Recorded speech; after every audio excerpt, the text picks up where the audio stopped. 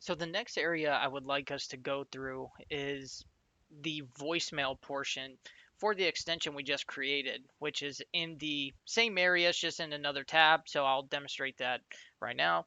To do that, we're going to select the edit icon next to the extension we created, and we're going to select voicemail. By default, the voicemail is disabled. So the first thing we're going to do is select yes to enable the voicemail. For voicemail password, I'm just going to do a default of 99201. Require from same extension. Again, if we have questions about what a specific setting does, we can hit the question mark, and it's going to give us a description of what exactly this setting does. So as you can see, it says if set to no, then when a user dials *97, that basically means press your voicemail button. Most users wouldn't actually dial *97. To access their own voicemail, they will not be asked to enter a password. So this is very user dependent. I can see in some cases when somebody would like it not have to keep entering their voicemail password.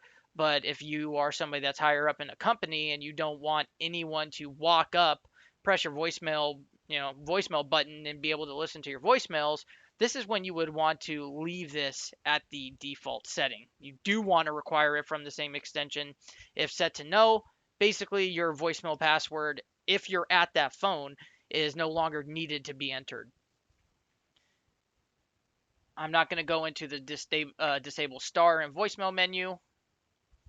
Now, as you can see, we have email address. So this is where we can enter in an email address for voicemail to email. So I'm going to do that now.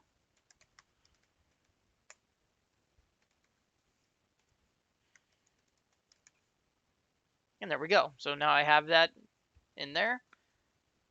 Now we have email attachment. What this setting does is if this is not set to yes, then the phone system is not going to send a wave file, basically an audio file of the voicemail that is coming to your email. You won't be able to listen to it.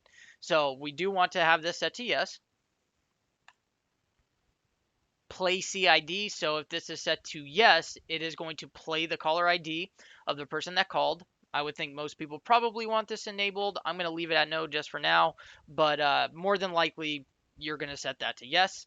We have play envelope right here. And again, hit the question mark if we have some questions about this setting, but basically what this setting will do, it will play the date and time that the voicemail was left. Again, most people probably will have this set to yes. Once we are done configuring our voicemail, we'll scroll down to the bottom and we'll hit submit. And again, if you're making voicemail changes for, let's say, 20 extensions, there's no need for us to come up and hit apply config. We could do our other extensions, and at that point, when we're done, hit apply config and then move on to the next section. We wouldn't even have to do it at that point, but it is always good. Once you're done with the section, hit that apply config just in case something happens. You don't want to have to redo everything you just did.